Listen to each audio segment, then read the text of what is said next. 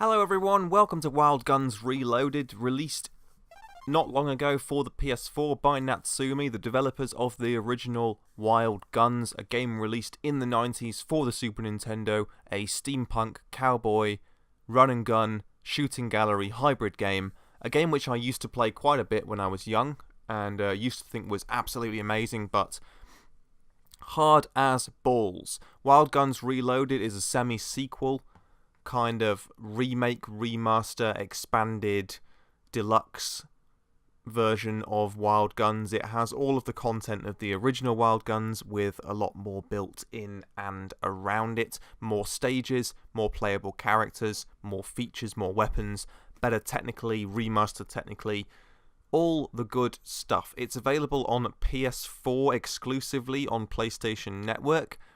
It's fairly expensive actually, but I bought it because I'm such a fan of the series, and we are going to take a little look.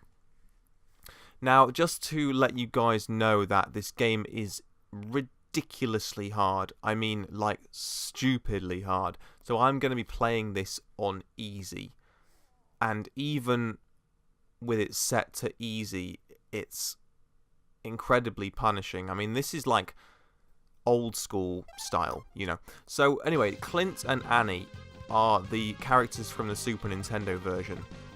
This game adds two more, Bullet the dog and Doris. We're going to play as Annie first of all, just to show you guys how this how the basic control works. So you move in the foreground in a kind of standard platforming where you can run and jump. You shoot towards a crosshair which is set in the background. The enemies most of the time move on a plane of perspective that is behind you, so you're sort of shooting towards the background and then you can see that there are enemies like that you can melee attack who attack you on your own plane of perspective. You can jump away from projectiles. You have a double jump. You also can press attack and jump together to do an evasive roll. You pick up weapon upgrades like this laser rifle thing here. The setting of the game I would describe as classic cowboy Wild West sort of style in an anime kind of design, but with steampunk, very, very strong steampunk elements. Like we've got giant robots, laser weapons, kind of huge hovering electric trains and that kind of thing, but in a Wild West. I believe it's kind of set in a cowboy future world, or possibly some kind of other planet than our own. I'm not too sure about the setting. I always just liked the fact that it was a very, very kind of elegant blend of 19th century Wild West stuff with good old steampunk robotics. Like, as you can see, this very, very steampunk looking robot dude wearing a cowboy hat with two bullet belts around his shoulders, a gun on each arm, and it's all good. It's all good in the hood. So you can see that the enemy's projectiles come forward from the background towards you. You can then dodge or jump out of the way of them. Each area is set into 3 scenes. That is the end of the first scene. This is the second scene inside the saloon here. Now, you can see the way that you pick up weapons. Sometimes an enemy will drop one. You shoot it to pick it up. That changes your weapon. You can, when they throw dynamite like that into the foreground, you can pick it up and throw it back. I think I will do that here. Yep, there we go. Throw it back. But you have a very limited amount of time to aim it before it blows up. The main kind of thing about this game that makes it so difficult is that it's all about very, very rapid crowd control stuff. You see there is a foreground enemy there that I dispatched as quickly as I saw him, because when you have... It's hard enough when all of the enemies are just attacking you from one plane of perspective. When they're attacking you from multiple ones, it's really, really punishing.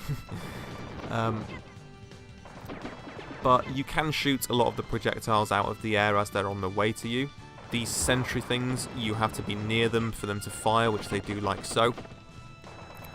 Now, the way that this controls is basically it long predates twin-stick shooters. So looking at this, you would expect that what's going on here is that you are using the left analog stick or D-pad to move the character, and the right analog stick to move the crosshair. That is how it would work in any modern game, and that is absolutely fine. But this was originally released for the Super Nintendo, which only had one D-pad and didn't have multiple methods of directional control. So what's happening here is that you're actually controlling the character and the crosshair with the same D-pad.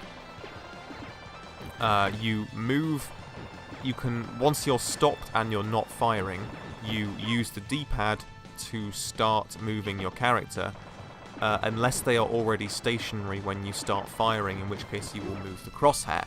It's very, very difficult to explain, but it means that once you're moving the crosshair, your character can't move. Now, they have addressed that by adding the character of Bullet the dog, who is like a small Dachshund dog, first boss here, small Dachshund dog with a robot drone that follows him around. And if you start attacking with the crosshair locks in place and widens, and you can fire and like auto-aim within a certain radius whilst moving your character independently. That makes it more like a kind of standard twin-stick shooter type of thing. But in this case, it takes some getting used to, and I can see it putting a lot of people off, to be honest. It doesn't like, you know, weaken the quality of the gameplay by any means. It's just a little bit different to what you would expect.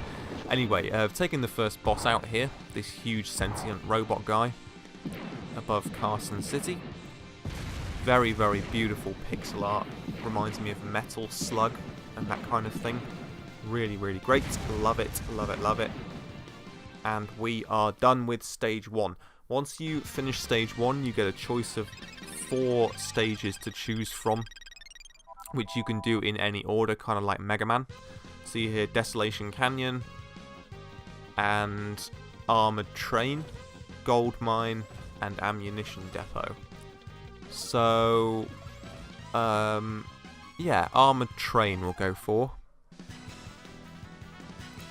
And this one is really reminiscent of things like Sunset Riders. I do really love this one. How it's kind of very on rails, but also, again, has this sort of tightness of a proper platformer like Sunset Riders or Contra. Those very Mad Max the Road Warrior style buggies there, they are basically taken straight out of the Road Warrior, I think. These little guys on a pump trolley.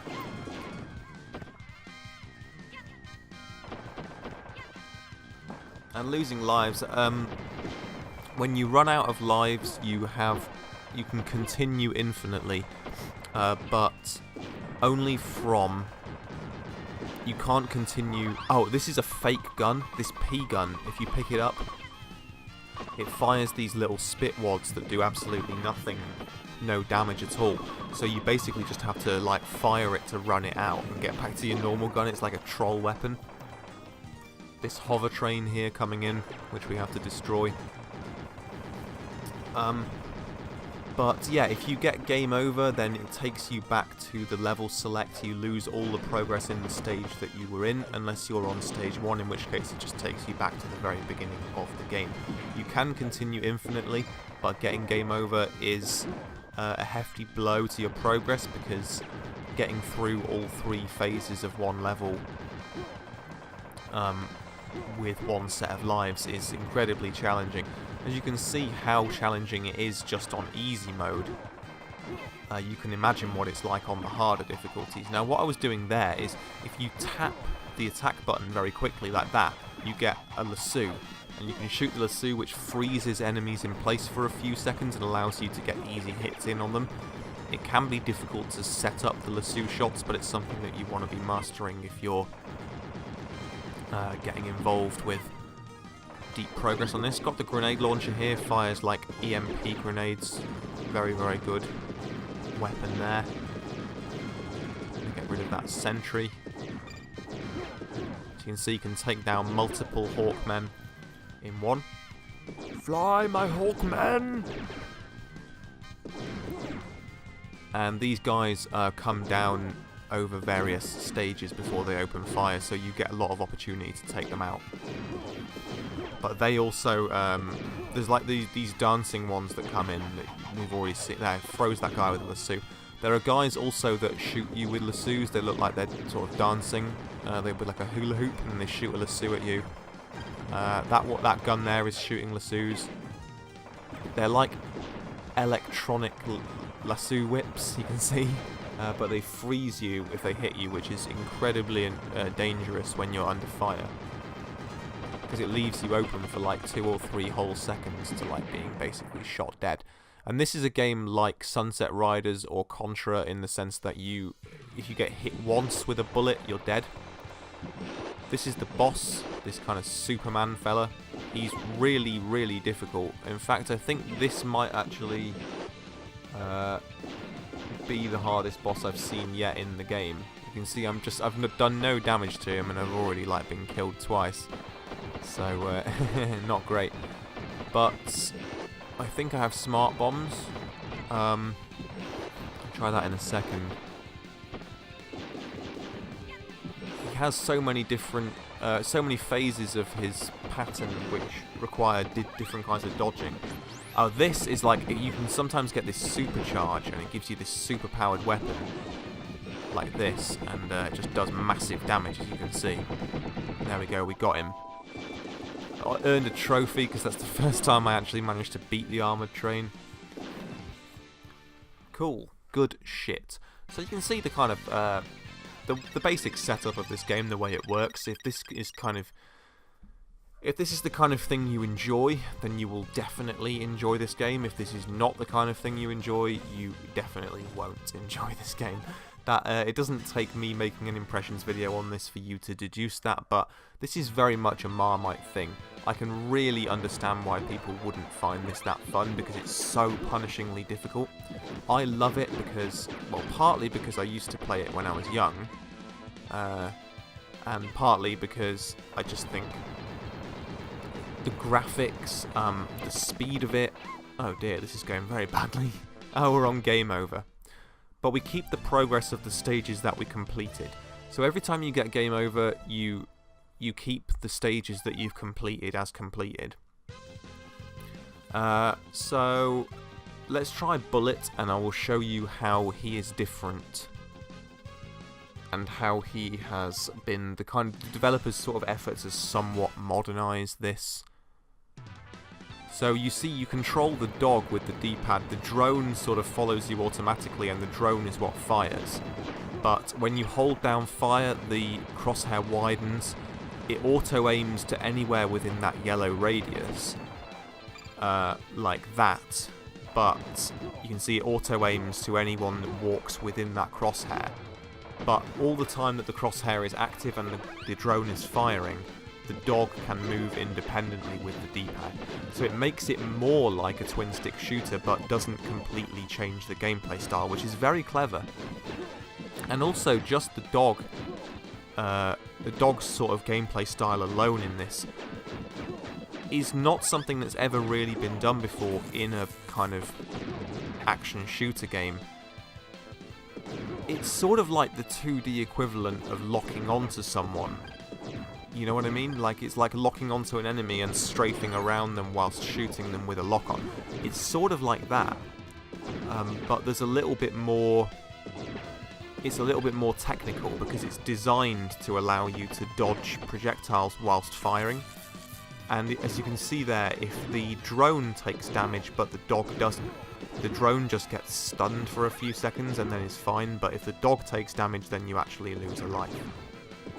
This kind of Q from Street Fighter, Inspector Gadget looking robot cowboy there, really taking some damage. What I figured I would do is just try each of the characters out for you guys. Oh dear. Try each of the characters out for you guys, and each of the 4 stages that are available, and that will be done. That will be my quick look kind of complete. So that's phase 1 of the ammunition depot. Next I think we go inside. Yeah, and this is like a full-on sort of shooting gallery with lots of different types of enemies. These little mortar tanks. And there you go, you see they shoot mortars into the foreground. The shielded guards, you have to wait until they pop out of the shield, and like that, and then they die in one hit. So they aren't too hard, especially with this enemy, with this character which auto-aims. Which auto-aims the enemies, so if they both open their shield guard together next to each other, you can kill them all in like 1 second, which is unique to this character. That is the smart bomb item. If you press triangle at any point with the character, you can use one of a limited number of smart items which kills all of the enemies in the radius, and they're particularly useful for bosses too.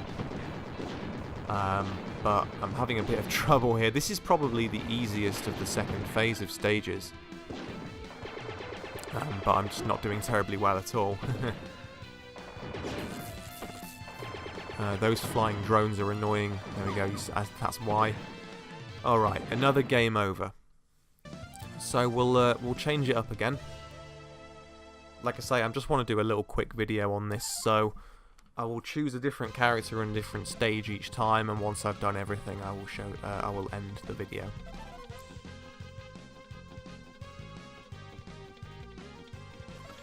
So we'll go for the Desolation Canyon this time.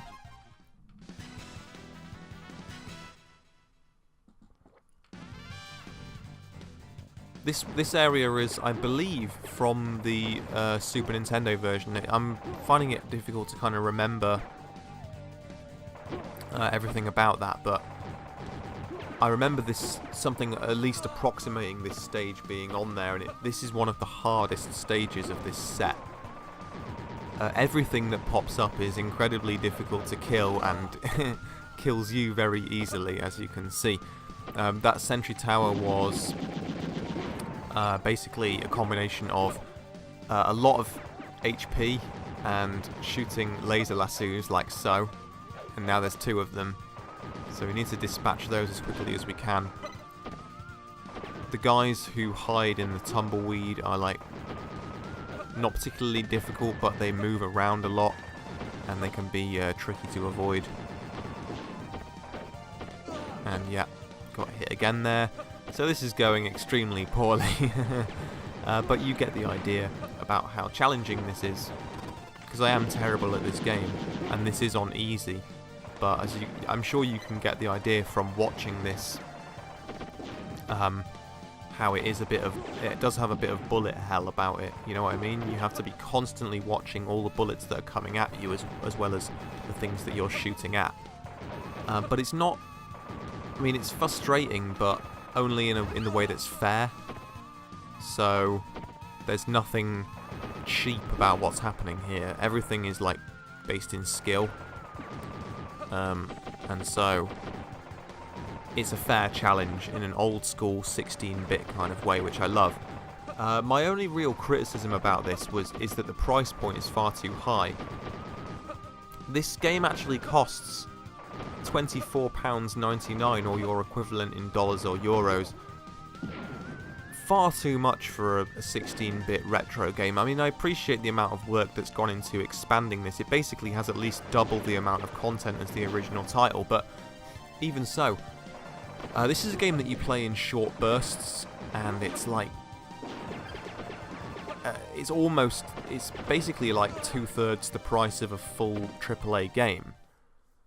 You can play it 2, 3, or 4 players, local multiplayer as well, which is, I can vouch for, being brilliant fun, although I haven't got the means of recording anything like that in this video. Let's try Doris, and we'll go for the gold mine, which is the only stage of this selection that we haven't seen yet. Now, Doris is particularly strange because she is a grenadier. She has no guns. All she can do is throw grenades.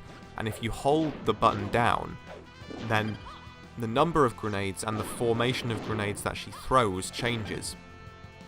So it basically means there's a completely new way of playing the game, which is also enormously challenging, as you can see by the fact that I've already lost a life there. She has these electric, like Tesla gauntlets, which are used to stun enemies.